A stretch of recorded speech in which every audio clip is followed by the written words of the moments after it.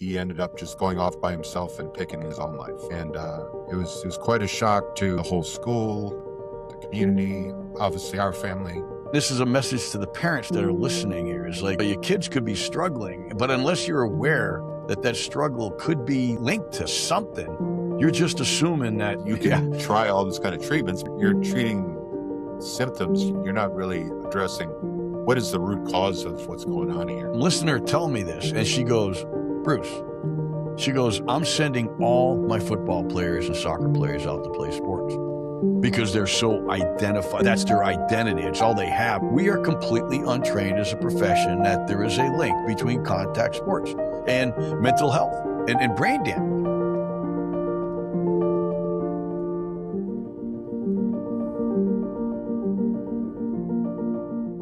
Hey folks, welcome to another episode of Broken Brains with your host, Bruce Parkman, the official podcast of the Parkman Foundation, where we look at the issue of repetitive brain trauma from two angles: repetitive head impacts from contact sports and repetitive blast exposure from our military veterans, and how these repetitive conditions are changing the brains, the lives, and the futures of our children, our athletes, and our veteran populations. Why is this important?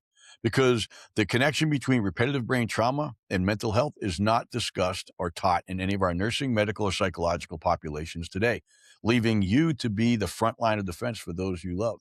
So we bring on, anybody we can find in the space so that you get that 360-degree look at this problem so that you can make the decisions you need to inform yourselves and protect those that you love. Today, another amazing guest. We have a couple here, Chuck and Mary Hansen, and they are the founders of the Evan R. Hansen Legacy Foundation, a nonprofit established in honor of their son, Evan.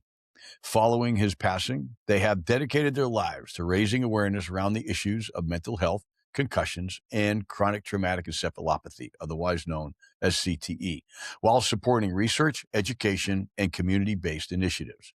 Through their foundation, they fund scholarships, internships, and outreach programs aimed at helping others and preventing similar tragedies.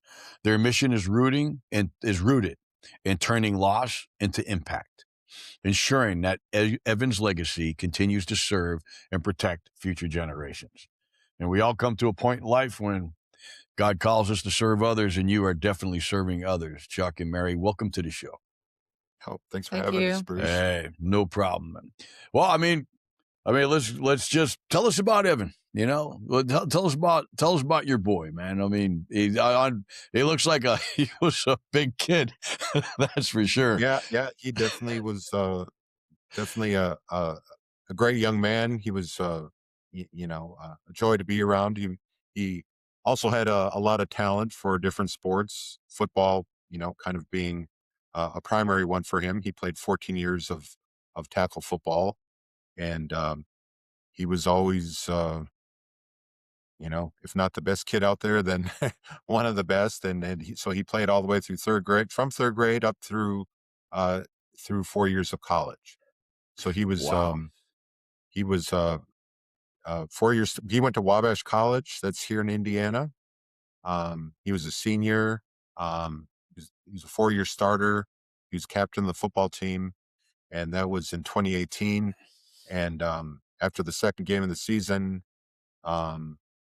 he ended up just going off by himself and taking his own life. Oh. And it was quite a shock to the whole school, the community, obviously our family.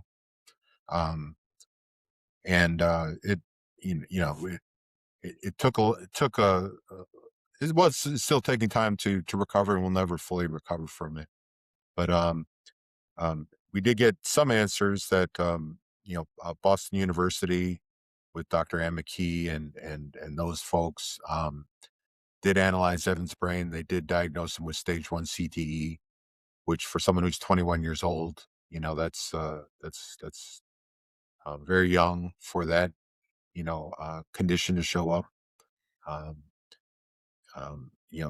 So since then we've been doing what we can do to learn more about repetitive head impacts and concussions, CTE, and we're realizing it's a bigger, more extensive problem than probably a lot of people know. And as you mentioned in your intro, we're now learning it's not just a football injury. It's a it happens in other sports, rugby, hockey, Australian rules football. There's CTE in a lot of different sports, but also now the military, and they're going through all their training and getting those repetitive blasts to the head, even just like practicing, the things they have to practice to be in the military. But after hundreds or thousands of these uh, energy impacts to the brain, it can have very serious effects on the brain, right? The structure of the brain, the damage it does, and then how that develops and affects people's lives going forward. I think it's not just tip of the iceberg. I think we're kind of tip of the iceberg. It's even though there's a couple thousand brains at Boston University being analyzed, you know, there's a thousand more times that I think that are out there. But that's just without my kind of my personal feeling about this. And so that's kind of our story with Evan. And Evan was kind of in a unique situation. Being that he was still playing football. A lot of times these things happen maybe years or decades later after playing football. He was actually still playing. He's captain of the football team. You know, it so his story was definitely unique. So I think we're trying to carry on his legacy to help people learn from it, to raise awareness, to help do research, um, you know, and to try to, I guess, definitely helping people get help. I mean, there's a lot of people walking around out there that aren't sure what's going on and why they're having problems, and try to raise awareness that hey, this might be a cause of what's going on. uh, and then also for parents, right? Parents need to know, hey, they want the best for their kids. Sports is a great thing for kids to do, right? We all agree on that. um, but um, what are the risks that they're taking? Do they understand the risks? I think there's a growing awareness in the last 5-10 years, through our stories, your story.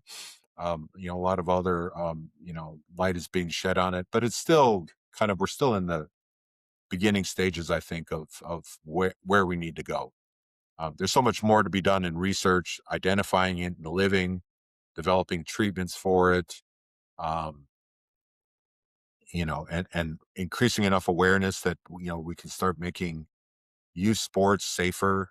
Um, and how do we get the benefits of youth sports without exposing our children to unnecessary risks? And so that's where Evan's story kind of gives us that avenue, to kind of help promote that. And so that's why we really appreciate when you reached out to us. We're always glad to do whatever we can to help spread this information, um, and do what we can as part of this community of parents helping other parents, um, making the best decisions for their kids. Well, Chuck, Mary, I mean, honestly, the fact that you're on this show is a testimony to your commitment, to the love for your son, because you're turning that love as best you can, and we here collectively, you and I know how hard it is to sometimes keep moving. And we have a lot of parents that just can't get there. And the fact that you've started a foundation and you're focused on, there's post traumatic stress and there's post traumatic growth. And while this growth is not entirely positive, you're doing something that is so desperately needed. I mean, and we're finding out more and more. To your point, there's the infected population being 1,000 times the 1,000 brains at Boston University is absolutely, I think, spot on and probably an understatement. I mean, we 2.4 billion Americans have played contact sports since the 70s, right? And you think of all the young men that have started out early, like Evan and my son started in first grade. He wanted to wrestle. Like, you got that thing on your head. Why aren't you hitting on, you're on a mat. Hey, why not wrestle? Well, I didn't know you couldn't wrestle and play football and the combinations, these sports with snowboarding and these months and months and months of repetitive impacts. Mhm. Nobody wants to hurt their kid. And I mean, it's just nuts. Were there, like for my son, like he was kind of like apathetic, I guess. I mean, we never, it sounds like, Evans and Mac's story are kind of similar because nobody knew that Mac had a problem, and our kids are so strong in that way. Well, I mean, we had some signals, let's say, mostly Evan made it through life just, happy, popular kid, got along with everybody. He worked hard and was able to get through and get things done. He was now a senior at a very good college. Um, but I think things were starting to get harder for him probably the last year of his life. He's having troubles focusing. Um, things that used to be he could kind of power his way through and make things work. It wasn't working so well anymore. So there was some um, you know challenges, let's say, in the last year of his life, and he had his ups and downs. At times, you're like, okay, well, he's over that, and everything's going fine. Um, but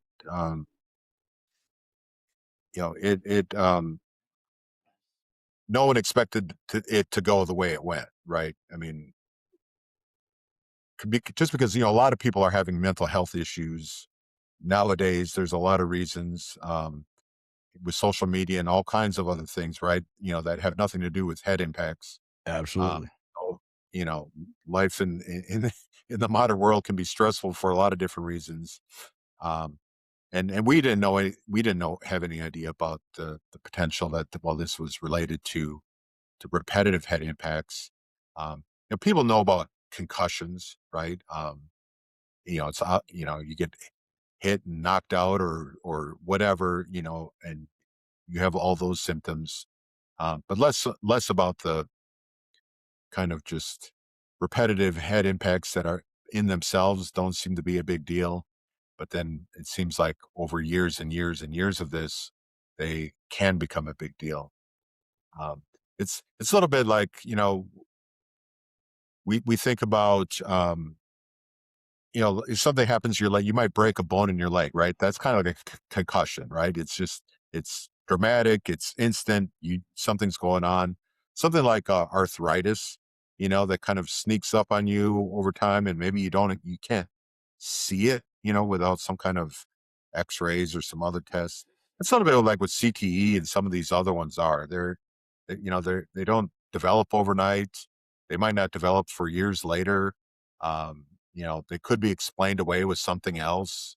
Um, that's what makes the whole thing so challenging, right? That if it happened, something happened, and then immediately you saw the outcome, it's like, okay, there's an easy way to connect it.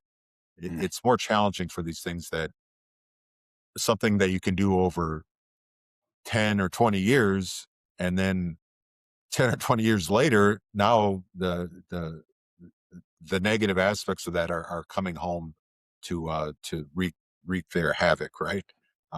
That's what makes, but and s- a- and but that's what makes Evan's story and all our stories important. That we start sharing this, and if it's just one person, well, it maybe people just go, well, who knows what happened? But then when it's 100, when it's 1,000, when it's like, okay. And we have we've had the benefit of meeting other families that have gone through this, and the stories are like the same, right? I mean, it's and there and I kind of think of this as kind of two categories. There's the category we're in where our sons were young, relatively young in their, teens to late 20s, let's say. And usually their issues are more about, you know, uh, Depression, depression, right? Mental, instability, aggression. um, ability to regulate your emotions, and to do these kind of, um, things. A lot of times it could be end up being self medication or drug overdose or just suicide in a direct way. Then there's kind of an older crowd, like in the 40, 50, 60, where it kind of becomes more like a dementia. um, they can't function properly. They lose their memory. A lot of times there's anger. Again, there could be alcohol involved. That's a, unfortunate kind of side effect that happens. But there's kind of like these two categories of people that are dealing with it. Some that it gets them earlier. But then I think the ones that make it through that, then they kind of end up with this progressive where the CTE stage one is the lowest, right? It can go up to stage four. While they get stage three and four, it's more like Alzheimer's, right? Or they Mhm. may get ALS, right? Or Parkinson's or Lewy body disease.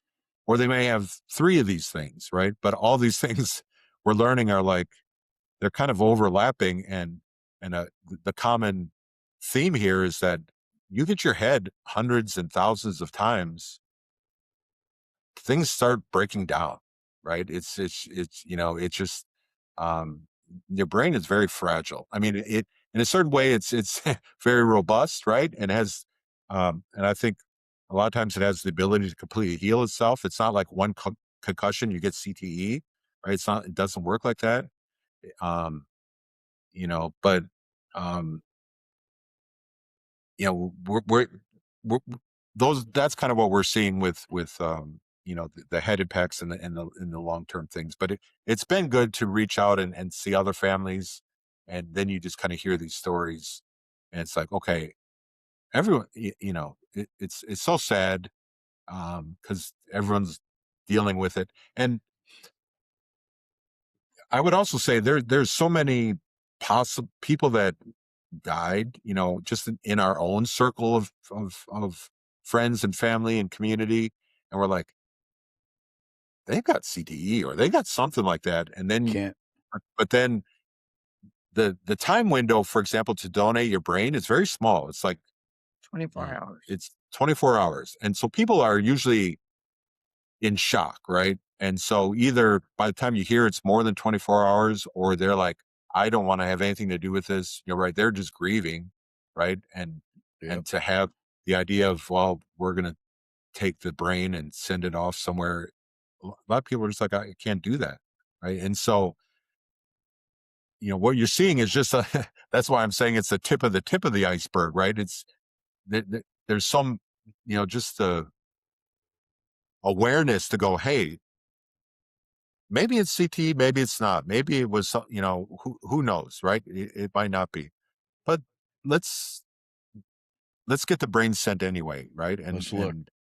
and there's so many that fall through the cracks, right? That it's just like, I just know they had CTE, or likely did, or if they didn't, something or I don't know, interesting is the right word, right? But something was going on there. And you know, the only way you're gonna start putting connecting the dots is to have more dots, right? Or the And knowledge to do something. Let me, I mean, just a question on that affects both of us.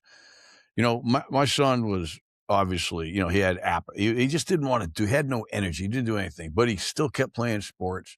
He was I guess he had been struggling with schizophrenia for 2 years, and he was depressed for 3. The only reason we know that is he left us a video before he ran off the 100-foot rock, and I just saw him. I mean, I just hugged him. And I, of course, I had like a night last night where I look back and I like, why didn't I see this?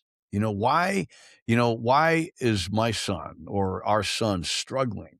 And we just don't see it, and it's, I just, and this is a message to the parents that are listening here. Is like, your kids could be struggling, but unless you're aware that that struggle could be linked to something, you're just assuming that, he's 17, he likes his room dark, he doesn't like to hang out as much, he's getting ready to join the army. You come up with all these reasons that at the time are just logical as all get out, right? It's like, all right, No problem. He's studying his ASVAB, getting ready to go in the army, whatever, right?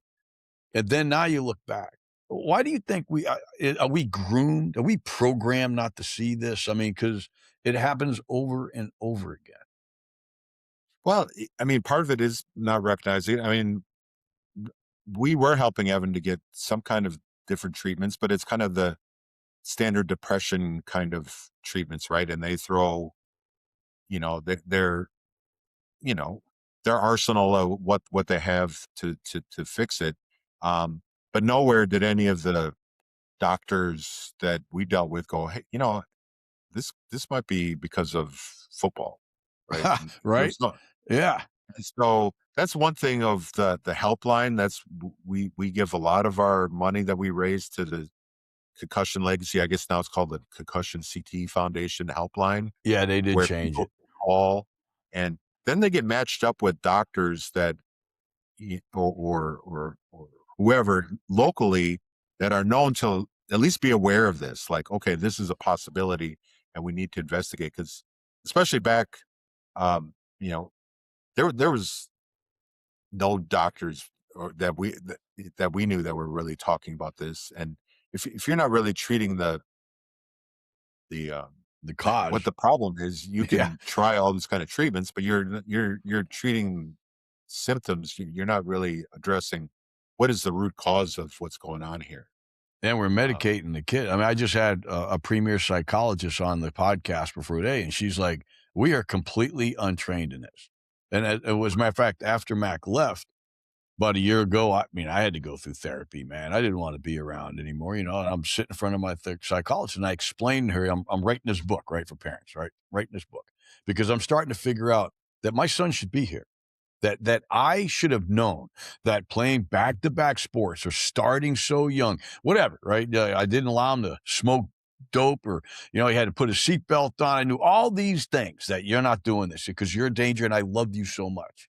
And yet, you know, and so, I'm listening to her tell me this and she goes, Bruce, she goes, I'm sending all my football players and soccer players out to play sports because they're so identified. That's their identity. It's all they have. It's so positive. She goes, we are completely untrained as a profession that there is a link between contact sports and mental health and brain damage. And we're just talking, not just talking about the psychological community. And now we're talking, nurses and doctors don't know, psychologists don't know. Who's supposed to help us in this world? When all the researchers know, you talk to any neurologist, hey, does your kid play contact sports? Oh, hell no. Like, well, why don't I know that? I'm a dad. I was a good dad, you know? Why don't you know it?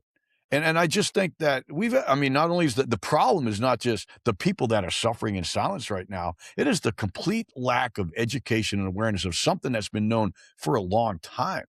And your foundation is working to get that message out there. That's the gap. I mean, we have got to fill this thing, man. I mean, it is appalling that I have to talk to other parents who are in my shoes, right? And it's like, dude, are we gonna work on this, man? Are we gonna do something? Are we gonna keep researching and talk about biomarkers? I mean, I've been to the CLF thing a couple times. They talk about biomarkers research and all that. I'm like, all right, well, we already know we have a problem. What are we doing?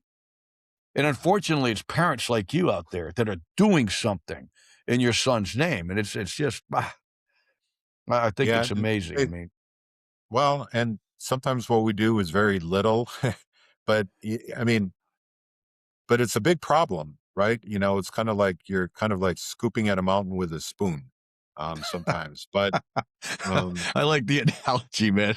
Sorry.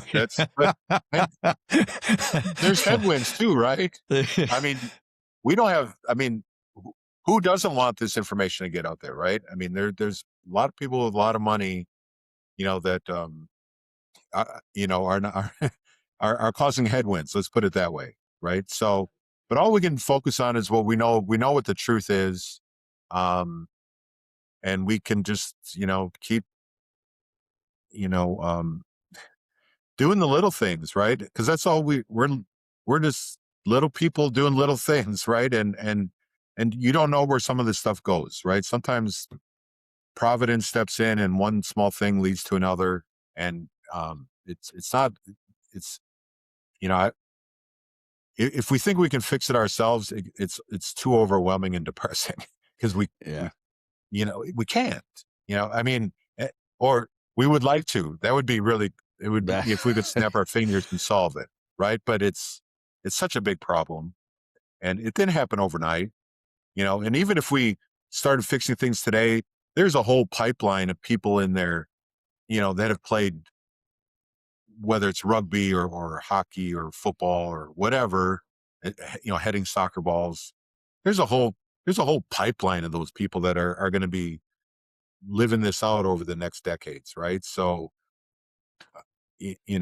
all we can do is say, well, we're going to do our part, and if it's just, but what maybe if there's enough of us, and the thing is, yeah, we don't maybe have the money and the power maybe to fix this ourselves, but we have the truth, right? So we're only telling what happened, what's true, and what we wish we had known 20 years ago, maybe when Evan was starting to play, certain sports, right? That but every once in a while we get um some feedback of something that happened. We uh a friend's son was going to a medical class in University of Alabama, and there up on the screen is a picture of Evan, and that he was the case example that day at the University of Alabama in a class, right? And they're talking about head impacts and things like that. So, okay, I don't know how it got there, right?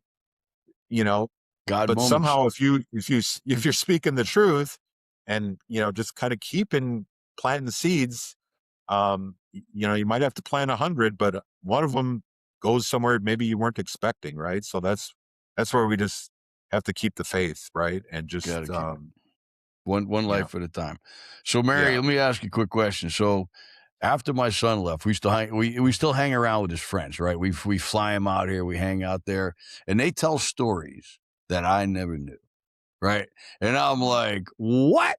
So, is there like a funny story that they told about Evan? They're like, he did what? That kind that you didn't know about, because our kids don't tell us everything all the time. Pretty much nothing. I shouldn't say nothing, but one of the things that was so eye-opening was that Evan's teammates were the ones that really came to us with the idea of what can we do. So they played football with him probably from 3rd or 4th grade on, and they said, "We always went back in the games, even if our head hurt, even Mm, if none of them wanted to stay on the sidelines." And to yeah. me, I know that's not a funny story, but No. that's the truth of how, because Evan graduated high school in 2015. So that 4 years of high school, that was a really, really good football team that they had. And they played really hard. And none of them, they were leaving it on the field. And that's one of the beautiful things about I'm a semi-pro rugby player, right? And I love to this day, man. I'm in my 60s, and my rugby buddies we're so tight, And I'm tighter with them than I am, and I'm a retired military guy, But that's the power of being on that field, and that's what we want from sports. We want that camaraderie. We want that love. I mean, I'm the guy that after the game, I bought all the pies at the Village Inn because that's what all the kids were, and of course I couldn't sit with my son because that was embarrassing, right? But I Exactly. but I would buy all the pies. Oh, thank you, Mr. Parkman. Then I'd make sure I got that kiss on his cheek on my way out. And me and my wife would just leave him alone with the boys for the night, right? Friday night, all right, just be safe, right? And you know, Yeah, So that's that's what you don't realize is how peer pressure can be good and bad, right? Because yeah. now with the concussion protocols the way that they are and the targeting, I mean, those are all improvements, right?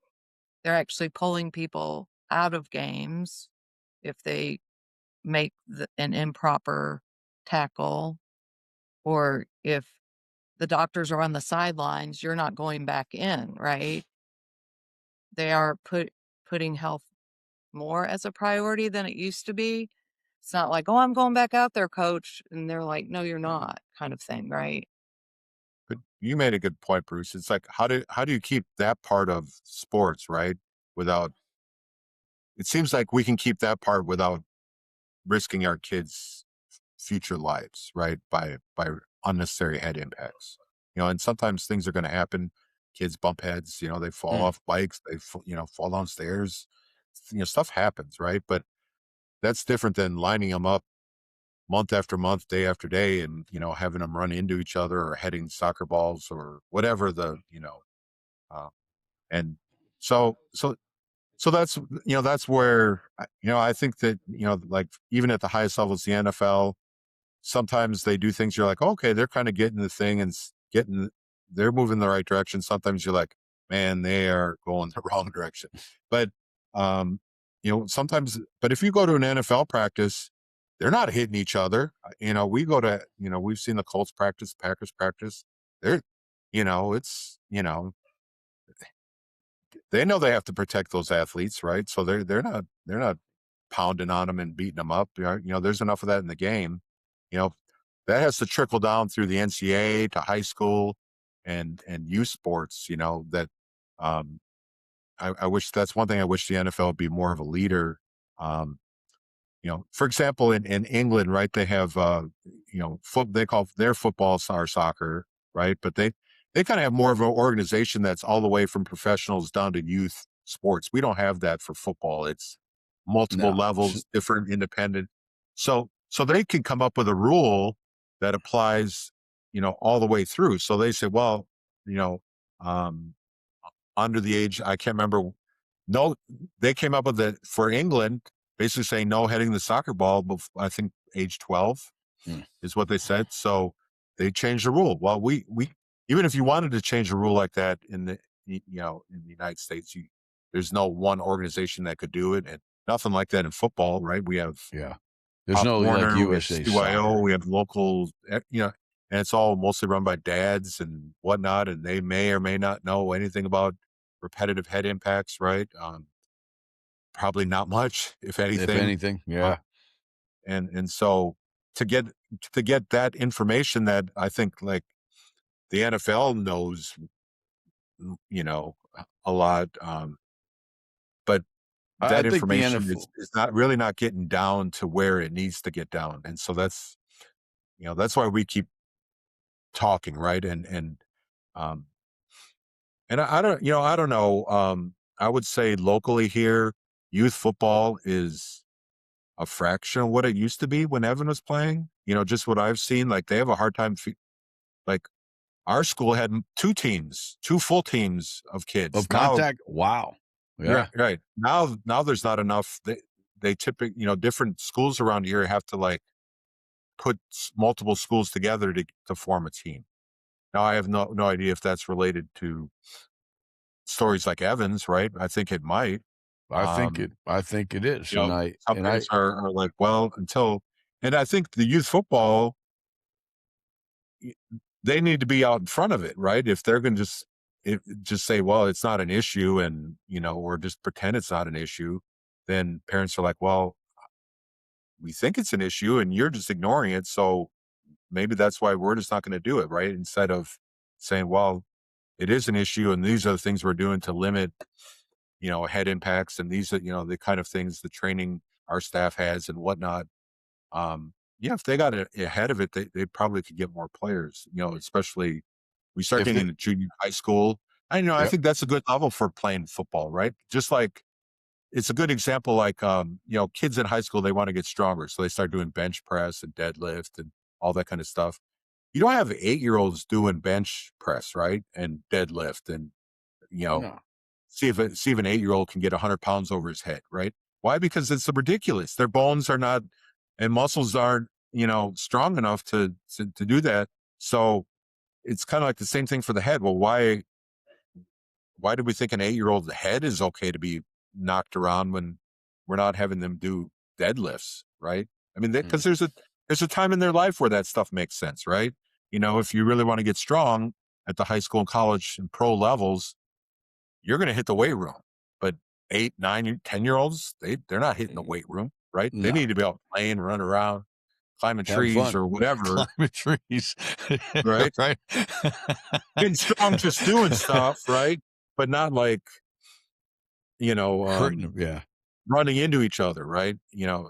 Um, and Did getting their head in. And so that's just, another thing we're just trying to encourage, right? And did Evan's team, like my son's team, man, when they during the week, man, they hit every day. They had contact every day during practice. Was that pretty I, I, common with Evan's team? I mean, I think it's pretty common. Like we didn't obviously go to every practice, but I think they've started cutting back on that though now. I'd Yeah. say So our the last school 5 since years. I think yeah, so. And we're not in the middle. We don't have any kids playing right now, so we don't know exactly what happens, year to year. But you know, we definitely think that, a lot of skills could be learned like playing flag football up to a certain age. I don't know, when we were growing up, we had flag football. We didn't have tackle football when we were 8, 9, 10 years old. And then somewhere along the way, it's like, well, let's suit these kids up and have them start running into each other. I'm not sure exactly when that started, but you know, life existed before 8-year-olds running into each other in helmets. Life will exist afterwards, right? There's time for if you're a really a physically gifted athlete and you don't start playing football till ninth grade, you'll be fine, right? I mean, you're so big many and NFL fast. players didn't start till they were You 14, it's 16 years old. Yeah, yeah. There's a bunch of them that didn't start till a certain age, and a lot of kids don't start really growing until they're 15 years old, right? And all of a sudden they go from a little kid to a big kid, and but I think a lot of that makes sense if it's more like everyone does it. Well, it's like, well, they have a disadvantage because they haven't been playing. It's like, well, there's a grain of truth to that, right? Well, but if everyone was kind of like saying, okay, playing tackle football is something really to start at a you know testosterone is kicked in, right? You're getting bigger and stronger. It makes sense to start it then. And if everyone did it, then there's like no one getting an advantage supposedly over another person, right? Well, didn't CLF say that age 14? Yeah, they talk about age 14 They is, talk about 13, 14. And there's and a reason for that For because tackle. That's this the is rec this is the last part of the brain to develop, the prefrontal cortex. exactly. It takes 80% of the hits. So if this doesn't start developing till 14, by the time our children are 14, if they started like Mac did at 6, and progression, whatever, we already have damaged adults. And we wonder why we have so many children with mental health problems that have played these contact sports for so long while their brain this is the most important part of the brain as an adult. It controls, everything that we do. So so the CLF and a lot of research do indicate that that's the way. And then, gosh, if our high schools would do what the NFL did, right? Just don't practice till 14. Then in high school, well, if the NFL, if the big guys ain't hitting during the week, why are we? That's all unnecessary brain trauma. You remove that 80% of brain trauma, CTE kind of goes away. Our kids play right, 12 days a year, then control, they were going to right? play in college, so these are the You And changes control that what they start, and then practice. You limit practice. Maybe there's some rules you change, right? To, during the games, like, the NFL kickoff thing would be an example or is good. whatnot of trying to, just kind of reduce, hey, we can change the rules to make it a little bit safer. But the thing is that 80, 90% of the hits happen outside of games, right? And so and then those years when you're, grade school, getting those hits, Yeah. that there's really just no point of that. well, and Evan was very talented, and so he would play both sides.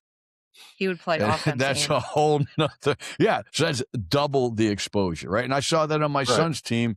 My son he was a tackle, and he played like both sides once or twice. But there were kids there on both sides of the ball for every game and every practice. And it's now looking back, I mean, when I was there, it's like, wow, those are pretty badass kids, right? I mean, wow, they're that good, man. They're playing. It's like the water boy, and now he's playing on offense, and Yeah. Yeah.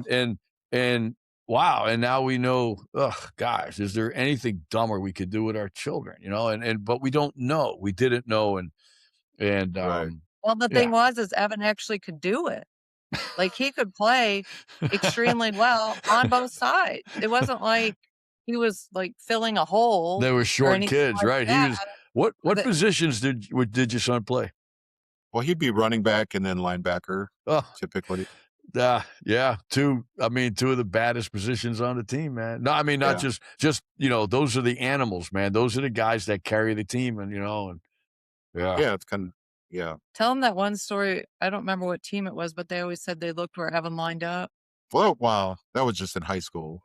But we learned once from a coach on a different team, they literally went to the line of scrimmage and whatever side Evan lined up, they audible to run it the other way. I mean, this is coming from the other coach. So he goes, yeah, they literally waited to see which side Evan lined up as linebacker, and then they ran the other way.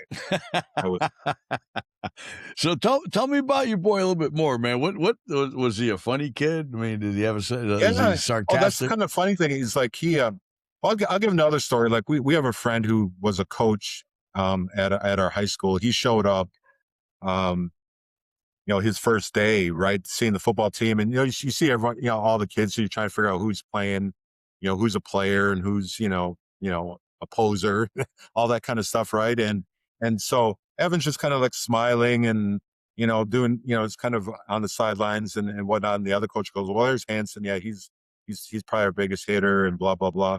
And so our friend, who's the new coach, says, oh, we're screwed. It's like, if that's your best hitter, he's just like, he wasn't giving the vibe of he was just ferocious football player. Okay. But then they lined up and they blew the whistle in the first play. And then our coach was like, oh, we'll be fine. Right. Because, he's like, once the whistle blew, Evan was just like, okay. And that's how, like, when he went to college, you're a freshman. And Wabash had about 140 football players. They have a lot of football players, Wow. And so you have to work your way up to be a starter by week 1 when you're a freshman. But you just basically show up in practice and start, pads were cracking and, people were noticing, right? And to work your way up through. Well, that one guy got injured. And so one guy was injured ahead of him, but he worked up from 4th or 5th string to starter in a matter of 3 weeks. So as a freshman, yeah. So wow, he was well, really and good. One of our son's teammates was the quarterback at the time, and so when they were running drills, Evan like really popped him hard, and he goes, "Evan, this is practice. You don't have to hit me that hard." Because he was just kind of a 2-valve, right? Off and on, maybe is the best way to kind of describe him. And another way to describe it is if you take a baby duck and throw it in a pond, you don't have to teach it how to swim, right? And so Evan was a little bit like that football. You put him on a football field and it's like he knew what to do. He just played football.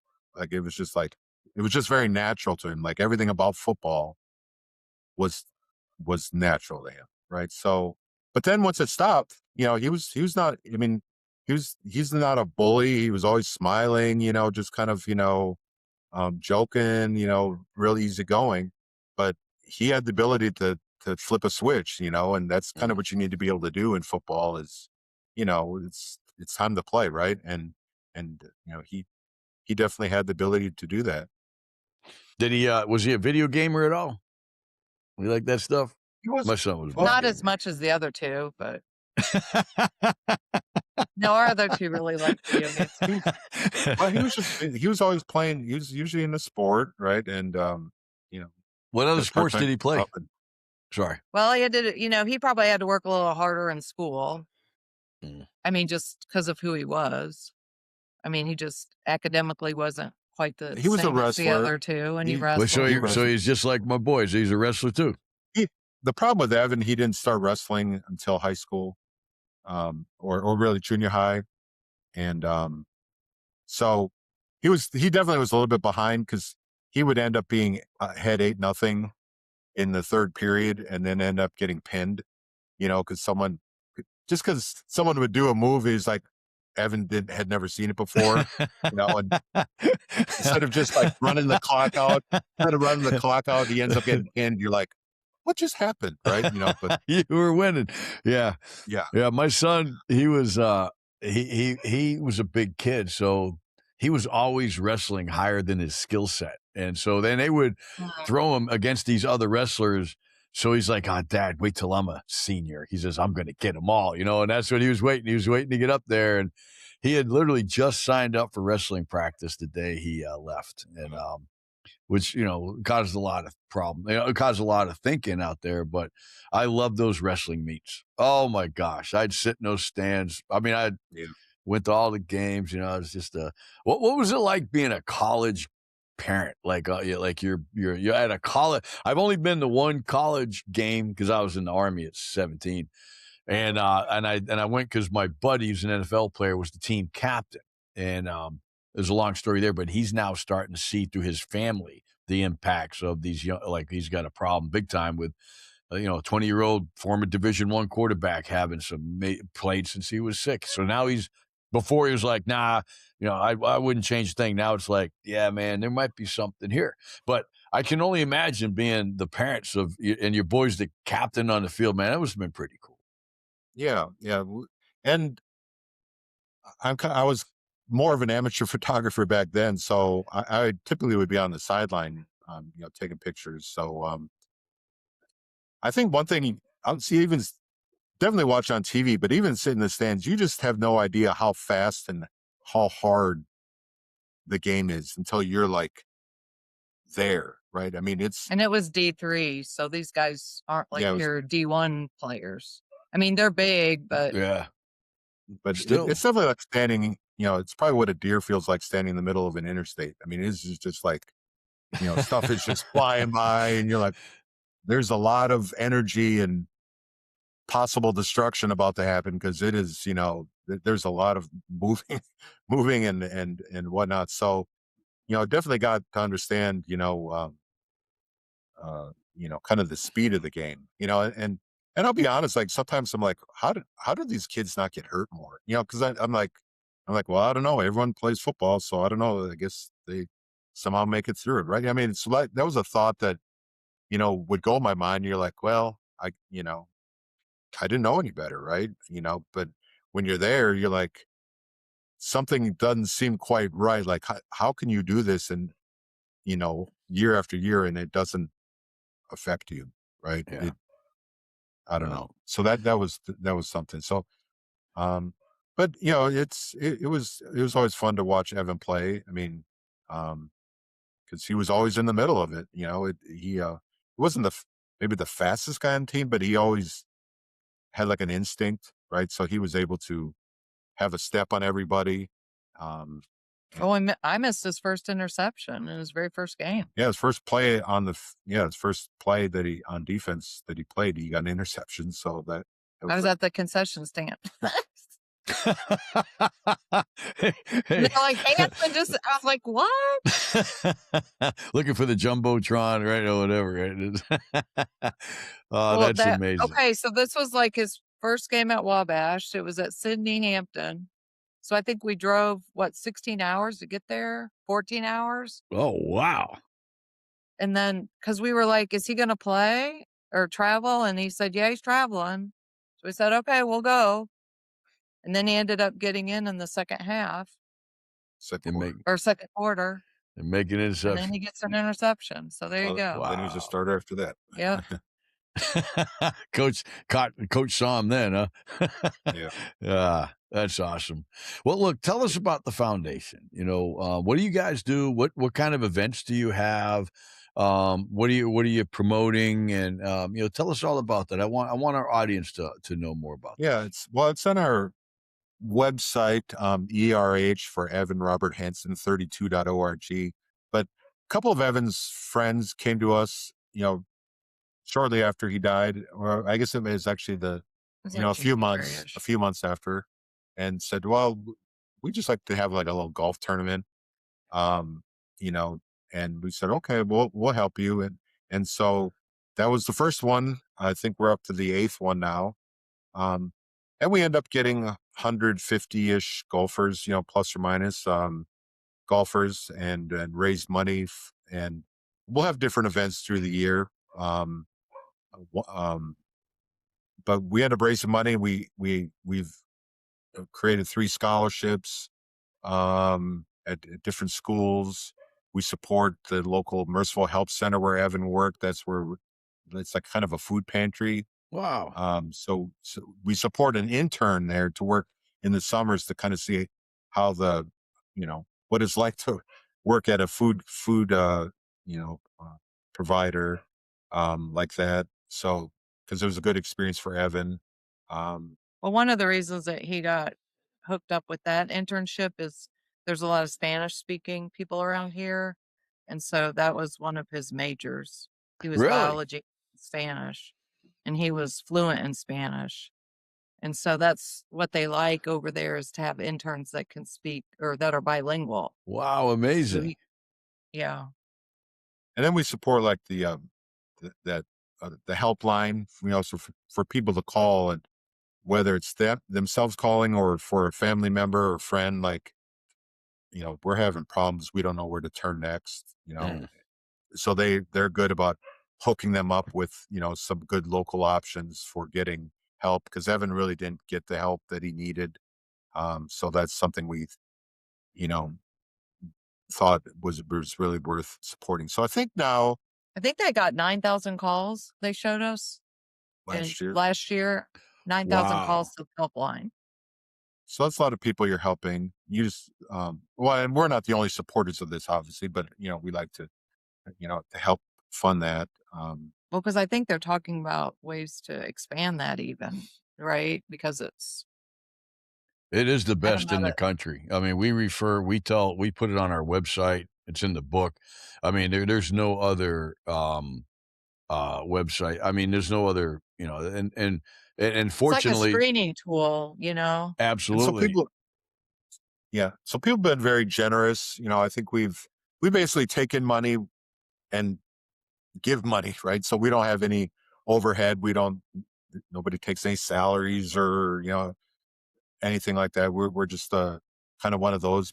But people have been generous. I think we've been able to donate over $400,000 to different Wow. funds. So, and a lot of it is just because of who Evan was. Like, I don't know. It's true. If Evan was a jerk, we wouldn't have a foundation, right? Because they'll be like, well, but Not that guy. everyone loved Evan, so it's kind of like, his friends, his coaches, his teachers, there's just so many people that are like, oh yeah, we're glad to help support, right? So it just kind of keeps going. And part of it too is not just the money. The money's, I mean, one thing, but I think just to kind of keep the story, right? The awareness, right? And that's Build it.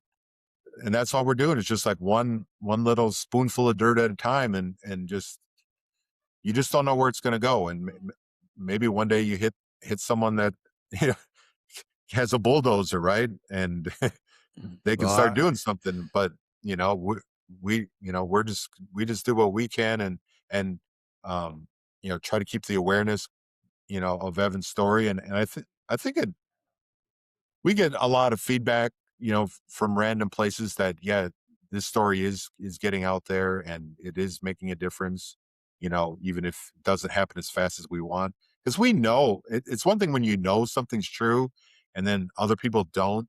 And there's just like so much lack of knowledge out there that, for us to, try to throw some light on all this darkness, right? You know, but yeah, Well, and the good news is sometimes when they call that helpline and the helpline people ask them certain questions, they're like, "We really don't think you have CTE," right? Like, they give mm, them at least that peace of mind yeah. too. okay. And we're learning too, it's not everything's CTE, right? Dr. McKee was talking recently, and there's like 10 measurable things that happen to the brain, um, you know, uh, because of Before repetitive head impacts. So it might not, so CTE is a thing and it is caused by repetitive head impacts, but other things are caused by repetitive head impacts and they might affect your mood, just like CTE, right? So it's not like CTE is the only path from repetitive head impacts here, bad outcomes over here. Well, there's actually multiple things that can Mhm. get you from point A to point B. And that's kind of what we're learning. Um, And there's people that played lots of football that don't have CTE, right? Yeah, At there's least I that we know mean, of. that they and then that's what they say till you kinda look at yeah. their brain. Well, yeah. But, I like, you st look at the Mannings or something, if you listen to them, I never feel like they're on the verge of like, they're always very coherent when they're speaking. They don't seem like they're Yeah. struggling for words. well, they're smart, they also play quarterback too. They're a little bit less, but to your point, Right. yeah, there's, There's positions, and we now know that, linebackers, running back, and anybody that plays on that offensive line they're the only people that get hit every play. I mean, and that's just the unfortunate nature. I'm the one that told my son to play in the line. He goes, "Why, Dad?" I go, "Because everybody wants to be a running back or a quarterback, and you're going to get to play every play." I'm the one that told him to get in there so you'll be able to be a starter faster, right? Not knowing that I yeah. just put him in the worst position on the team. Mhm. It's crazy. But, Yeah. as we close, um, I'd just like to honor your son, and you, as a family, as a unit that's really trying to make a change. And yeah, I mean, Chuck, you talk about a scoop of dirt, Mary, and it could be a tablespoon, whatever it is, right? You're out there plugging away, and I think that your boy's looking down on you right now, and he's so proud, man. I mean, he's just so proud of what you're doing, and I just want to thank you. I want to thank you for your perseverance. I want to thank you for your generosity, but above all, I want to thank you for the love that you have for your boy. You know, and I pray that you keep going because we need folks like you out there that are talking about the truth, as you put it, right? That there's nothing out there in the research world that says doing this is any way good for a brain. And also, why don't we change? How do we change? And getting to know you over this short period of time has been, every night I say, I tell God I'm grateful for three things. And this is absolutely one of the things I'm going to be grateful for today. And, and I thank you both. And as you close, I want to give you the time. Take as much time as you want. Talk about your son. Talk about the foundation. How do people find you? What are the events you have? And it's hard to, boast out there, but you're doing amazing things, and people should know about it. So go ahead and take as much time as you need to go ahead and talk.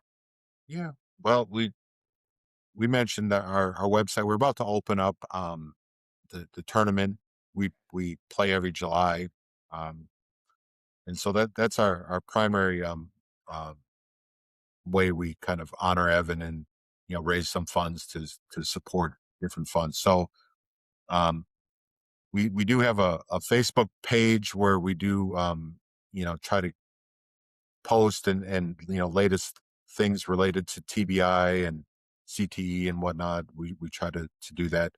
Uh, I think the Facebook page is called Evan Hansen Tribute as a Facebook page. Uh, but then we have our own website, erh32.org, and that's where there is opportunities to donate. But and also if you're local or someone wants to come and participate in the golf tournament, there'll be information about that probably in the next couple of weeks. Our Evan's friends are building a new interface for make it easier to register. That'll be the end of July, the last Saturday in July here in Indiana, in Noblesville is where the golf course is. Um, and Yeah, and if anything else, if people want support, that's fine too. Really, it's more about learn. Take the time and learn about repetitive head impacts and CTE and what it can do to young brains, especially, right? And just you know be open to it and be willing to go. Well, how can we change things? What can we do different that we keep the good things about sports and everything else that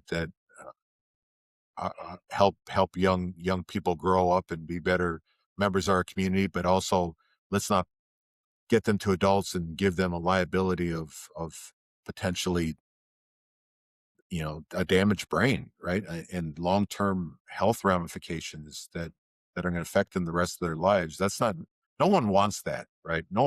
Really nobody wants that, but pretending it won't happen is now we just know is just being ignorant and kind of foolish. It can happen.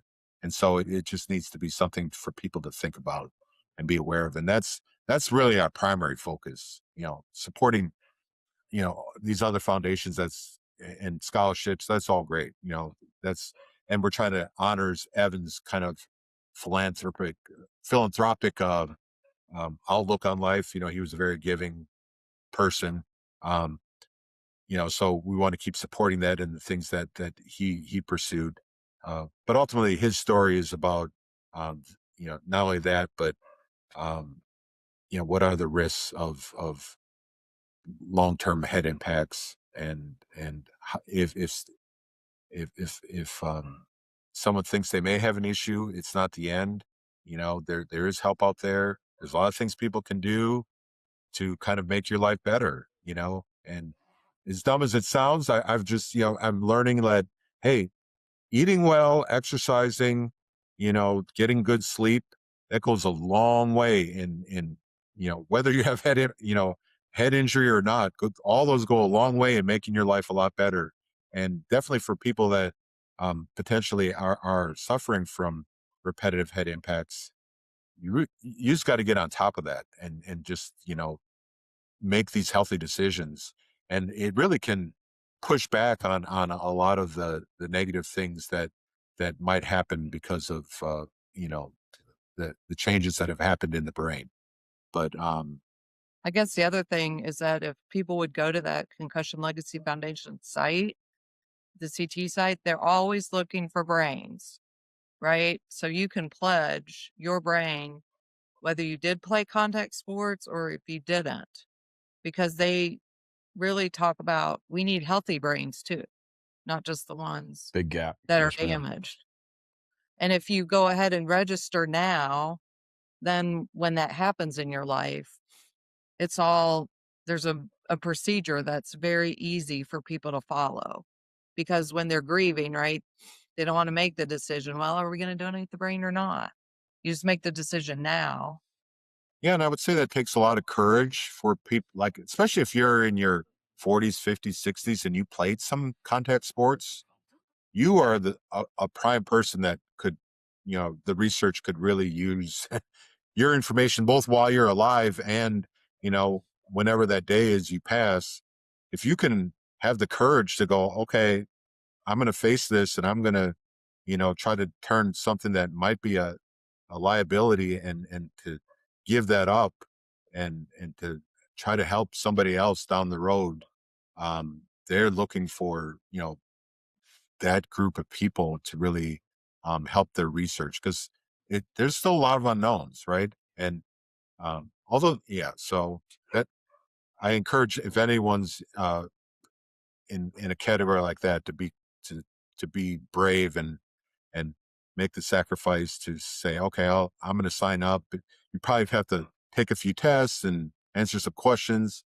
It's not hard, but Mm. it's more about facing reality and facing, life and death at some point. People just pretend, well, if I don't think about it, it's going to go away. But, so it takes some courage to kind of face that. But um, that's definitely something um, really want to encourage people that can help others, right? Because what happens is that when someone dies, and usually the whole shock of the thing, if there's not already plans for them to get the brain donated, it won't. And Mm. then all that information is gone, right? And we just know there's so much that can be gained when you start getting together hundreds and thousands of brains that they can do study after study, and they store these things. And people from around the world come, doctors and researchers, and they look at, they run new tests, and there's so much that can be done, right? So, um, Well, and I think that the coroner was saying he didn't have enough brain to be able to donate. And then Boston University said, we'll take what you have because we think we can Mm. analyze it. I mean, they've had such experience with all kinds of situations.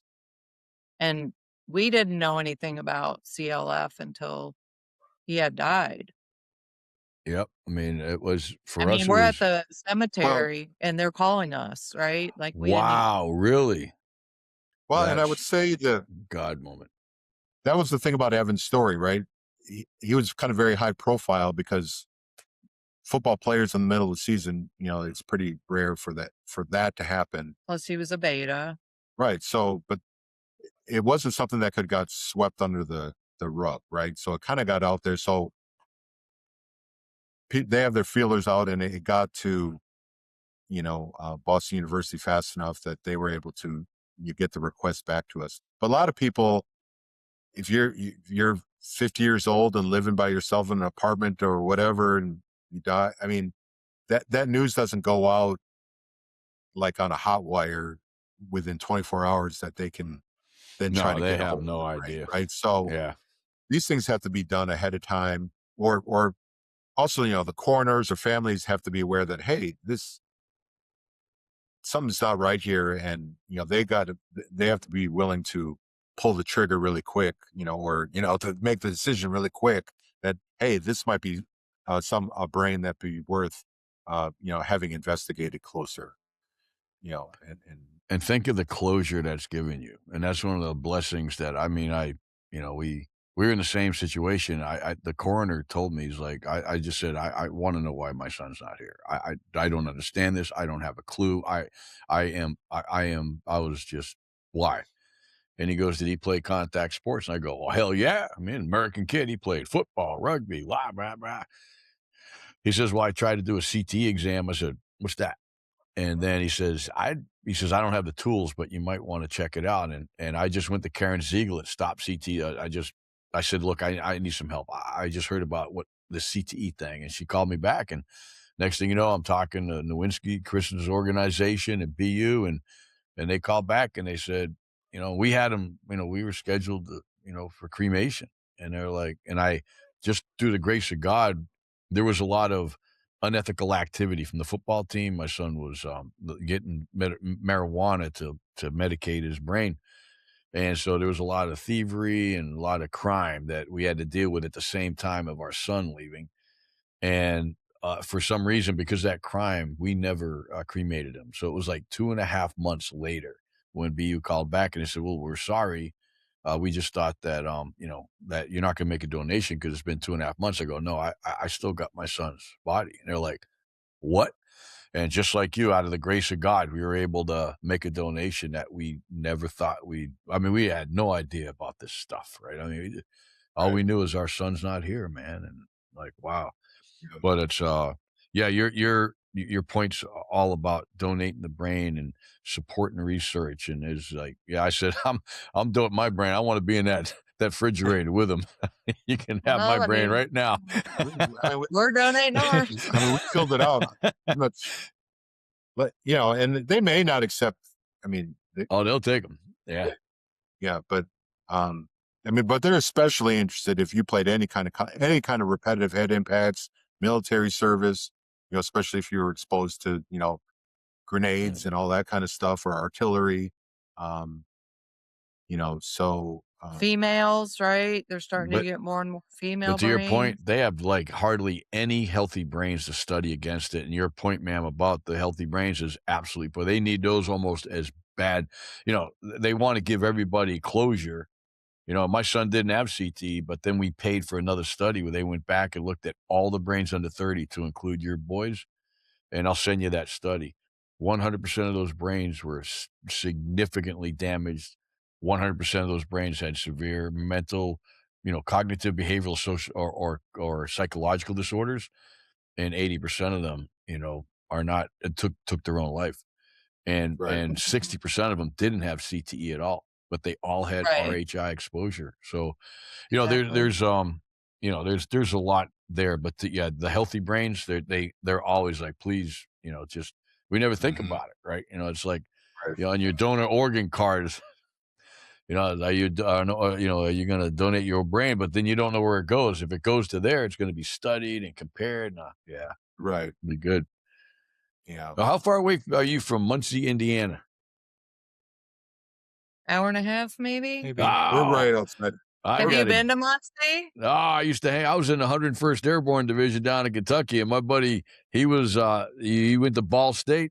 Well, he was Oh, in the Ball State. There you go. so he was in the Army, and he's like, and all we knew is there were kind of pretty girls up there, man. There was no pretty girls around the Army base, so we used to drive up there every other weekend, man, and drank and hang out, and then he ended up going to Ball. He got out of the Army, but his family's still in that area, and he goes there a lot. He lives in Chicago, so I'll see if he's around for the golf tournament. I'll drive the golf cart. Send him down. Oh, Send I him might down. come up there and play with him and meet y'all, man. I mean, Yeah. heck yeah, man. You talking Got to about a support each sandwich? other. Sandwich. Well, well, We Evan got also, one more thing. Sorry. so Evan worked at a local butcher shop, and It's called Joe's Butcher Shop. Joe's Butcher Shop here in Carmel, Indiana. And Evan loved this beef sandwich that Joe made. He told Joe it was like the best thing he'd ever. Joe, this is the best thing you've ever done. Just make this sandwich. But anyway, so after Evan passed, they named it after. So it's Evan's beef sandwich now. Really? And then they donate $1 for every one they sell. And we just got a check. Every year we get a check, and this year the check was for $6,500. Wow, that's people a are lot buying of beef a lot of sandwiches, man. They're buying a lot of Evan sandwiches in a year for. But that's man. another thing. Like, if Joe is running a special because he has a sandwich shop, so I'll put that on like the Facebook page. Oh, go get an Evan sandwich. It's on special this week, or so that's another way that our foundation benefits from, the community, right? Yeah. People that know about it, they'll be like, yeah, we're going to go get an Evan sandwich today, or people come into town, So if you come down, you'll have an Evan sandwich too. I will definitely have an Evan sandwich, man. You can't keep me away from a beef sandwich, especially, now I'm a retired Army guy. I love food, so, we'll get it on there. But I look forward to meeting you, and I cannot thank you enough for the courage and it took to come on the show and share Evan's story. You both are Yeah, thank you amazing for doing what parents. you- Yeah, I've been listening to your podcast. You've had some interesting guests. Oh, well, now you are one of our interesting guests, and so you can send it all over the place. Denny will make sure you get the link, and keep doing the work that you're doing. And I can't wait to meet you both, and we'll get you invited to the summit. And let me see if my buddy's in the area, because I don't golf, so we're gonna have to lose a bunch of strokes, but I can drive that No, golf that's cart. okay. Yeah. All right. Well, it's best ball. Everyone. So it's more about having fun. It is about Yeah. having fun. Yeah. I can putt.